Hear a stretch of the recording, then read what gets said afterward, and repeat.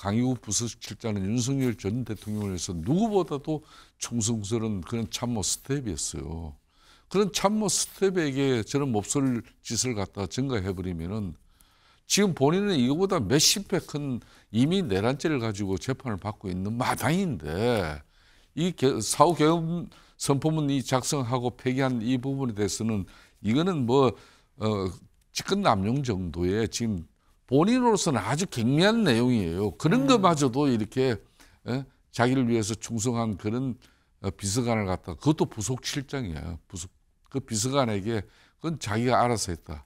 그럼 한덕수 총리하고 강희국 부속실장하고 할 일 없어서 그걸 했겠습니까? 그런 두 번째 질문 같은 경우 네. 비화폰 관련해서 서버 삭제를 지시했느냐 이 부분은요. 일단 구속 여부를 결정짓는 데 굉장히 주요했던 질문이라고 봅니다. 일단 구속은 증거인멸의 우려가 있을 때 일단 하게 되는 것인데요. 그렇죠. 비화폰을 삭제를 지시했다면 이 자체가 증거인멸이거든요. 그렇기 때문에 이런 삭제를 지시했느냐, 증거인멸을 하려 했느냐라는 질문이 결국 구속영장 실질심사를 관통하는 질문이었던 걸로 보여요. 여기에 대해서 보완 조치하라는 그런 나의 지시가 왜곡됐다 이렇게 표현했다는 것 자체가 증거인멸했는데 또 증거인멸을 시도한다. 재판부에서는 이런 판단을 가능하게 했던 질문과 답변이 아니었나 싶고요. 최후 진술도 최후 진술입니다만 이 최후 진술이 나오기 직전에 재판부가 직접 윤 전 대통령한테 3가지를 물어봤다고 합니다. 이 3가지라는 거예요. 먼저 첫 번째, 사후 계엄 선포문을 작성하고 폐기를 했다고 하는데 그 경위가 어떻게 되는 겁니까? 라고 물었더니 윤석열 전 대통령 얘기가 이거는 부속실에서 그러니까 강혜구 전 부속실장이 국방부 장관 문건에 표지를 만들 이유가 없는데 강 전 실장이 이게 권한 없이 한 겁니다. 라고 얘기를 했다라는 거예요. 네. 그러니까 원래 할 권한도 없고 해야 할 이유도 없는데 괜히 나한테 물어보지 않고 본인이 그냥 했다. 그리고 나중에 어떻게 됐냐고 물어보니까 한덕수 전 총리가 이 폐기하라고 해서 폐기됐다라고 폐기한 뒤에나 나는 보고를 받았다라고 얘기를 했다라는 겁니다. 김성태 의원님. 예. 지금 이 얘기를 보면 강희구 전 부속실장이 내가 시키지도 않았는데 본인이 권한도 없는 행동을 했고 한덕수 전 총리의 지시로 나도 모르게 알아서 폐기하고 나는 사후에 물어보니까 보고를 받았다라는 지금 그런 얘기인 거거든요.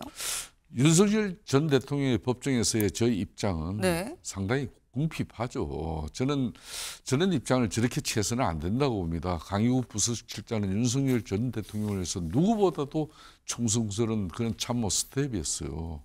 그런 참모 스텝에게 저런 몹쓸 짓을 갖다 증거해버리면은 지금 본인은 이거보다 몇십 배 큰 이미 내란죄를 가지고 재판을 받고 있는 마당인데 이 사후 개헌 선포문이 작성하고 폐기한 이 부분에 대해서는 이거는 직권 남용 정도의 지금 본인으로서는 아주 경미한 내용이에요. 그런 것마저도 이렇게 자기를 위해서 충성한 그런 비서관을 갖다 그것도 부속실장이야. 그 비서관에게 그건 자기가 알아서 했다.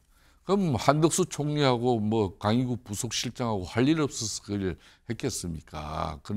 저런 식으로 윤석열 대통령이 법정에서 임했다는 것은 대려 재판부에 대려 부정적인 영향을 끼쳤을 것밖에 없는 거예요. 네. 이게 자칫 지금 어쨌거나 윤석열 전 대통령 이게 사실이야라고 얘기를 했을 수도 있지만 하지만 이 얘기는 결국 강희구 전 부속실장과 한덕수 전 총리한테 책임을 넘기는 걸로 비춰질 수 있다. 재판부가 과연 이걸 좋게 보겠느냐라는 건데 재판부가 물어본 두 번째 질문은 이겁니다. 비화폰 삭제 지시를 한 게 맞습니까? 라고 물었다는 거예요. 여기에 대해서 윤 전 대통령은 아니 관련해서 정보가 노출됐다는 보고를 받아서 보안 조치를 잘 하십시오라고 얘기한 게 왜곡이 됐습니다. 라고 얘기를 했다고 해요. 세 번째 질문까지 마저 볼까요?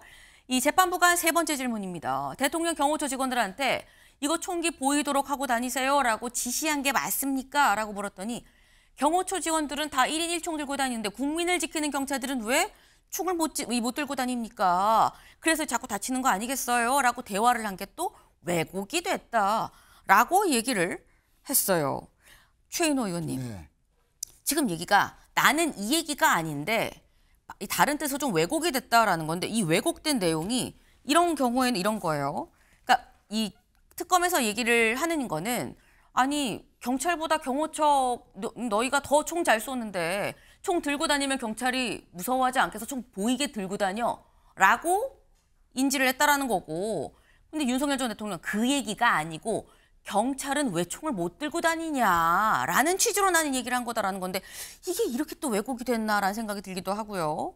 뭐 왜곡된 정도는 정반대로 지금 거짓 진술을 한 거 아니냐라고 생각하고 법원이 전혀 윤 전 대통령의 진술을 받아들이지 않았다.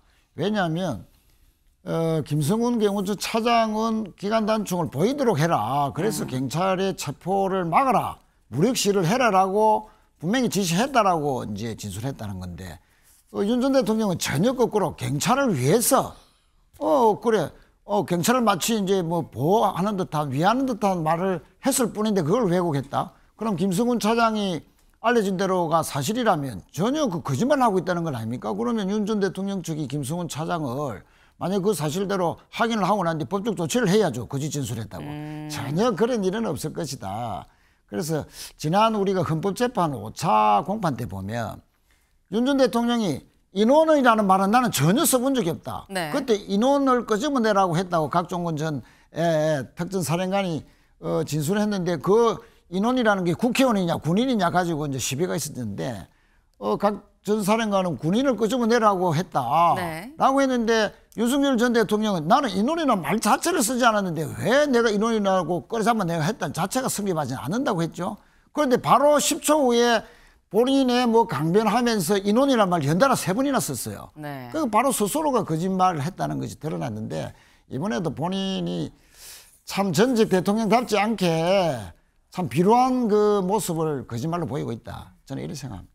지금 말씀은 결국 진술과 다른 사람들의 진술과 윤석열 전 대통령의 발언이 어제 영장실질심사에서 이 대답한 발언이 양쪽이 완전히 다른 얘기인데 영장이 발부됐다는 얘기는 윤 전 대통령이 거짓말을 한다고 봐야 되는 거 아니겠느냐라는 취지로 지금 말씀을 하셨어요. 그런데 사실 저희가 진짜 주목해야 될 부분은 재판부가 뭘 물어봤느냐가 아닐까 싶습니다. 임주혜 변호사님. 지금 이 세 가지 결국 구속 다음에 뭐 기소, 재판 이 순서일 텐데 나중에 재판에 가서도 재판부가 주목하는 포인트는 이 세 가지라는 거 아니겠습니까? 그렇죠. 전 특히 이제 두 번째 질문 같은 경우 네. 비화폰 관련해서 서버 삭제를 지시했느냐 이 부분은요. 일단 구속 여부를 결정짓는 데 굉장히 주요했던 질문이라고 봅니다. 일단 구속은 증거인멸의 우려가 있을 때 일단 하게 되는 것인데요. 그렇죠. 비화폰을 삭제를 지시했다면 이 자체가 증거인멸이거든요. 그렇기 때문에 이런 삭제를 지시했느냐, 증거인멸을 하려 했느냐라는 질문이 결국 구속영장 실질심사를 관통하는 질문이었던 걸로 보여요. 여기에 대해서 보완 조치하라는 그런 나의 지시가 왜곡됐다 이렇게 표현했다는 것 자체가 증거인멸했는데 또 증거인멸을 시도한다. 재판부에서는 이런 판단을 가능하게 했던 질문과 답변이 아니었나 싶고요. 여기 지금 보이는 질문, 총기를 보이도록 하라고 지시한 게 맞느냐? 이건 사실 특수공무집행 방해와 직결되는 그런 부분인데 네. 나중에 이게 기소까지 이어진다면 이와 관련해서 결국 이 결론을 판가름할 수 있는 질문으로 보여지거든요. 그런데 이 답변이 이제 재판부 입장에서도 썩 믿을만하지 못하다라고 판단을 할 수 있었던 것 같습니다. 총기를 보이도록 하라라는 그 표현 자체가 굉장히 구체화되어 있어요. 뭐 총기를 보이도록 하라는 건 누군가로부터 충분히 진술이 나왔다는 부분이 확인이 되는 질문이거든요. 네. 이에 대한 답변이 이런 관련된 대화를 한 적은 있지만 난 정확히 그렇게 말한 적이 없는데 왜곡됐다라고 한 것이 재판부가 보기에는 구체적인 진술들이 나와 있는데 이에 대해서 충분한 해명이 되지 못했다라고 본 것 같고요. 그렇다면 이후에 진행될 재판에 있어서도 이 부분이 계속해서 쟁점이 되고 유무죄를 가르는 데 굉장히 핵심적인 부분이 될 수 있어 보입니다. 지금 설명 정말 잘해주셨어요. 앞으로도 지금 재판부가 직접 물어본 이런 부분들은 결국은 계속해서 주목되는 예의주시가 될 수밖에 없는 그런 부분들이 되지 않겠느냐라는 말씀을 하셨습니다. 네.